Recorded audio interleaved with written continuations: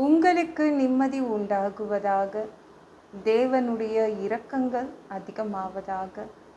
தேவன் என்ன சொல்கிறாங்கன்னா, சங்கீதம் 147:14, அவர் உன் எல்லைகளை சமாதானம் உள்ளவைகள் ஆக்கி உச்சிதமான கோதுமையினால் உன்னை திருப்தி ஆக்குகிறார். உங்கள் எல்லைங்க இந்தியா பாகிஸ்தான் மாதிரி இருக்குதாங்க. பிரச்சனை நிறைந்ததாக இருக்குதா இந்தியா பாகிஸ்தான் மாதிரி? உங்கள் எல்லைங்க இந்தியா சீனா மாதிரி எப்பொழுதும் போர் மேகங்கள் நிறைந்ததாக இருக்குதா? சண்டையாகவே இருக்குதா? தேவன் என்ன சொல்கிறாங்கன்னா, உங்கள் எல்லைகளில் நிம்மதி இருக்கும், சமாதானம் இருக்கும் அப்படின்னு சொல்கிறாங்க. உங்களுக்காக உங்கள் எல்லைகளில் ஒரு நிம்மதியை கொடுப்பாரு, ஒரு சந்தோஷத்தை கொடுப்பாரு. உங்களுக்குன்னு தேவன் குறித்து வச்சுருக்கார் பார்த்தீங்களா? அந்த எல்லைகள். நமக்கு ஒவ்வொருத்தருக்கும் சில எல்லைகள் இருக்குது. அந்த எல்லைகளில் உங்களுக்கு நிம்மதி இருக்கும், ஆசீர்வாதம் இருக்கும். சரிங்களா? கவலைப்படாதீங்க. தேவன் உங்களுக்கு குறித்து வச்சிருக்கிற கணவன், மனைவி, பிள்ளைகள், இந்த 3 பேர்கிட்டையும் உங்களுக்கு நிம்மதி இருக்கும், சமாதானம் இருக்கும். ஆண்டவர் சந்தோஷத்தை கொடுப்பாரு. தேவன் உங்களுக்குன்னு குறித்து வச்சுருக்காரு பார்த்தீங்களா? சொந்தக்காரங்க, நண்பர்கள், பக்கத்து வீட்டுக்காரங்க, அவங்கக்கிட்டேயும் நிம்மதி இருக்கும். தேவன் என்ன சொல்கிறாங்க, நான் உங்களுக்கு முழு நிம்மதியை தரேன் அப்படின்னு சொல்கிறாங்க. உங்களுக்குன்னு குறித்து வச்சுருக்காரு பார்த்தீங்களா? வேலை, வியாபாரம், எல்லா இடத்துலையும் தேவன் நிம்மதியை கொடுப்பாரு. அவர் தான் எல்லையை குறிச்சிருக்காரு. யாருங்க நம்மளுக்கு எல்லை குறித்திருக்காரு? நம்மளை படித்த தேவன் தான் எல்லைகளை குறித்து வச்சுருக்காரு. இத்தனை மனிதர்கள்கிட்ட தான் பழகணும், இதுதான் உன்னுடைய எல்லை என்று நம்மளை சிருஷ்டித்தவர் அப்படி ஒரு குறித்து வச்சுருக்காருங்க. இதுதான் உன் அம்மா, இதுதான் உன் அப்பா, அவர் தான் குறித்து வச்சுருக்காருங்க. இவங்க தான் உங்கள் பக்கத்து வீட்டுக்காரங்க, இந்த இடத்துல தான் நீ குடியிருக்கணும். யார் குறித்து வச்சது இந்த எல்லைகள் எல்லாம்? நம்ம தேவன் தான் குறித்து வச்சுருக்காரு. இது எல்லாத்துலேயும் அவர் என்ன பண்ணுவார்? ஒரு மகிழ்ச்சியை கொடுத்துருவார், சந்தோஷத்தை கொடுத்துருவார். உங்களுக்கு பூரண சந்தோஷம் இருக்கும், நிம்மதி இருக்கும், சண்டை இருக்காது, சச்சரவு இருக்காது, எல்லா பக்கமும் உங்களுக்கு நிம்மதி இருக்கும். என்னங்க, ஃபாரின்லாம் நிறைய பேர் போகிறாங்க, ஃபாரினில் வேலை கழிச்சு போகிறாங்க. ஆனால் நான் இந்த இந்தியாவை விட்டு எங்கேயும் வெளியில் போகலையே. உங்களுக்கு அவர் குறித்து வைக்கல, அவ்வளோதான். ஆனால் இந்தியாவை நீங்கள் ஆசைப்பீங்க. இந்தியாவிலேயே முதல் ரகமான ஆசீர்வாதங்கள் உங்களுக்கு கொடுப்பாருங்க. சில பேரை ஃபாரின் அனுப்புகிறாரு, அது அவங்களுடைய எல்லைகள்.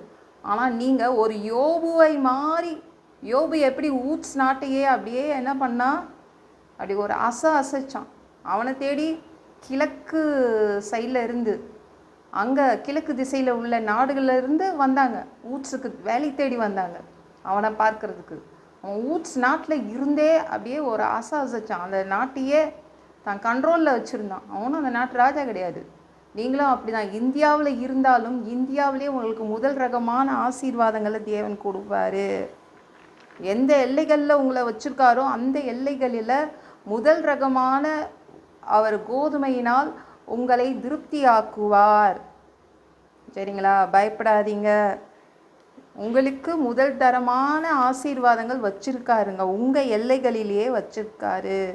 என்னங்க, ஒரு சின்னோண்டு வேலை, கொஞ்சோண்டு சம்பளம், நோயாளியாக போட்டு வச்சுருக்காரு, என்னை கடனாளியாக போட்டு வச்சுருக்காரு, இதுதான் என் எல்லைன்னு நீங்கள் சொல்கிறீங்களா?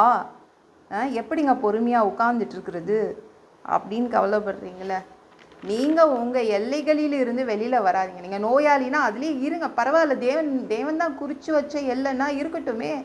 ஆனால் அவர் அந்த இடத்துல உங்களுக்கு செழிப்பை அனுப்புவார், சுகத்தை அனுப்புவார்.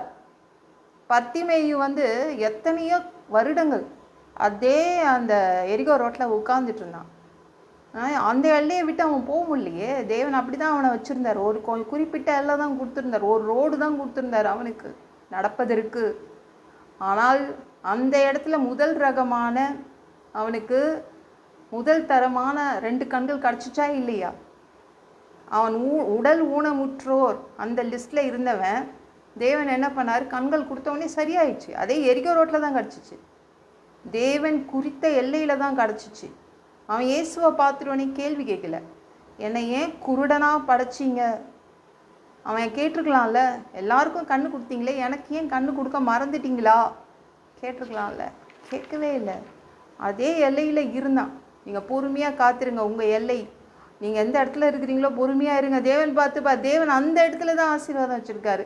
எந்த சின்ன வேலையில் இருக்கீங்களோ அந்த இடத்துல ஆசீர்வாதம் இருக்குது. முதல் தரமான ஆசீர்வாதங்கள் உங்களுக்கு இருக்குதுங்க. கவலைப்படாதீங்க. எங்கள் 3வது அக்கா கணவர் லிவர் டிரான்ஸ்பிளான்ட் பண்ணாங்க. கல்லீரல் மாற்று அறுவை சிகிச்சை பண்ணாங்க. கேடவர் லிவர் தான். உறுப்பு தானம் பண்ணாங்க ஒருத்தங்க. அவங்க கேடவர் லிவரு. அது டாக்டர் ஆப்ரேஷன் பண்ண டாக்டரு என்ன சொன்னார்னா, இதை மாதிரி நான் பார்த்ததே கிடையாது, அப்படி ஒரு சூப்பரான லிவர், நல்ல லிவர் கிடச்சிருக்கு. எங்கள் அக்கா 3வது அக்கா பிள்ளைங்களை எல்லாத்தையும் கூப்பிட்டு சொன்னார், இவ்வளவு நல்ல லிவர் கிடச்சிருக்கு அப்படின்னு. பார்த்துக்கோங்க. அவங்க ஆரோக்கியமாக மாறிட்டாங்க. எங்கள் அக்கா கணவர். சொல்கிறேன், எந்த இடத்துல நான் கடனாளியாக ஏன் வச்சுருக்காரு, என்னை ஏன் நோயாளியாக வச்சுருக்காரு, இதுதான் என் எல்லையா? கவலைப்படாதீங்க. உங்கள் எல்லையை அவர் மாற்றணுன்னா அவர் விஸ்தாரமாக்குவார். பயப்படாதீங்க. உங்கள் எல்லையை அவர் தான் குறித்து வச்சுருக்காரு. ஆனால் தைரியமாக உட்காருங்க. அந்த இடத்துல உங்களுக்கு முதல் தரமான ஆசீர்வாதங்கள் வச்சுருக்காரு. பயப்படாதீங்க. சரிங்களா? பூரண நிம்மதி இருக்கும், சமாதானம் இருக்கும், பெரிய பெரிய நல்ல ஆசீர்வாதங்களும் உங்களுக்கு இருக்கும் அந்த எல்லைகளில். சரிங்களா? இந்த வீடியோ பிடிச்சிருந்துச்சுன்னா மற்றவங்களுக்கும் ஷேர் பண்ண மறக்காதீங்க. கர்த்தர் உங்களை ஆசீர்வதிப்பாராக. ஜெபம் பண்ணலாமா? அன்பு பிதாவே, உங்கள் பிள்ளைங்க உங்கள் பாதத்தில் வந்திருக்காங்கப்பா. அப்பா, உங்கள் பிள்ளைங்களுக்காக நீங்கள் எல்லை குறித்து வச்சுருக்கீங்க, இதுதான் இவ்வளோதான் அப்படின்னு. அந்த எல்லைகளுக்குள் உங்கள் பிள்ளைங்களுக்கு நல்ல உச்சிதமான கோதுமையை கொடுப்பீங்க. முதல் தரமான ஆசீர்வாதங்களை எடுத்து வச்சுருக்கீங்க. உங்கள் பிள்ளைங்களுடைய எல்லைக்குள் எல்லா நிம்மதியும் இருக்கும், எல்லா சந்தோஷமும் இருக்கும். உங்கள் பிள்ளைங்களை எந்த எல்லைக்குள் வச்சுருக்கீங்களோ அந்த எல்லைக்குள் நீங்கள் ஆசீர்வதிக்கிறீங்க. அதற்காக நன்றி. எல்லாம் பொல்லாத பிசாசுகள், ஏவல்கள், மந்திரங்கள், தற்கொலை ஆவிகள், பயத்தின் ஆவிகள், பலவீனப்படுத்துகின்ற ஆவிகள் எல்லாம் இயேசு என்ற பெயரினை கொண்டு துரத்துகிறேன். ஓடிப்போ. உங்கள் பிள்ளைங்களை இரத்த கோட்டிக்குள் மறைச்சிக்கோங்க. பரிசுத்த ஆவியால் நிரப்புங்க. ஞானஸ்நானம் எடுக்கணும். ரட்சிப்பீராக. இயேசுவின் காயப்பட்ட தழும்புகளால் எல்லா வியாதிகளும், எல்லா பலவீனங்களும், கேன்சர் போன்ற வியாதிகளும் சரியாகுவதாக, மரணப்படுக்கைகள் சரியாகுவதாக, பரம்பரை வியாதிகள் சரியாகுவதாக. ஒரு மனிதனாக பிறந்தா ஜீவ புஸ்தகத்தில் பேர் இருக்கணும்பா. அப்படி இல்லைன்னா அந்த மனுஷனை பிடிச்சி நீங்கள் நரகத்தில் தள்ளிடுவீங்க. தீ எரிகிற இடத்துல எப்படி போய் வாழ்கிறது?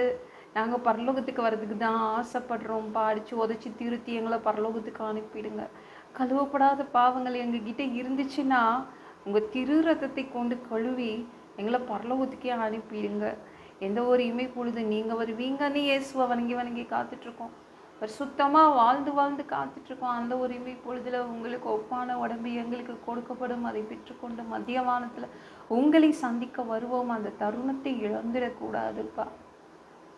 ஒரு மனிதனால் சுத்தமாக வாழ்றது கூடாத விஷயம். அதற்கும் உங்கள் உதவி கேட்டு நிற்கிறோம். சாமி, உமக்கு நன்றி அப்பா. 7 வருடம் அந்த கிறிஸ்து ஆட்சியில் விட்டுட்டு போயிடாதீங்க. பிசாசு நடத்தும் ஆட்சியில் விட்டுட்டு போயிடாதீங்க. 1000 வருடம் இந்த பூமியை ஆட்சி செய்வதற்காக வருவீங்க.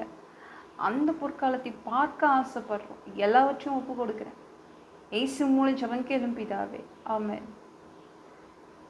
நாளைக்கு பார்க்கலாம்.